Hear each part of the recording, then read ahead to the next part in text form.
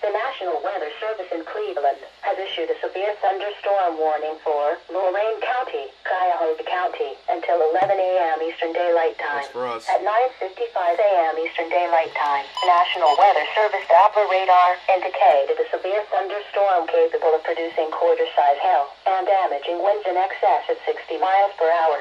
This storm was located 16 miles northwest of Lorain and moving southeast at 35 miles per hour. Locations impacted include Lorain, Elyria, Strongsville, Cleveland, Vermilion, Amherst, Avon Lake. This is a dangerous storm. Seek shelter inside now and stay away from windows.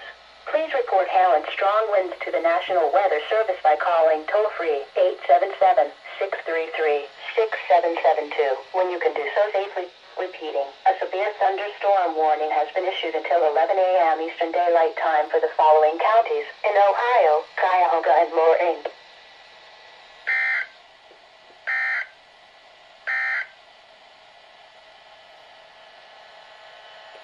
This is NOAA Weather Radio KHB.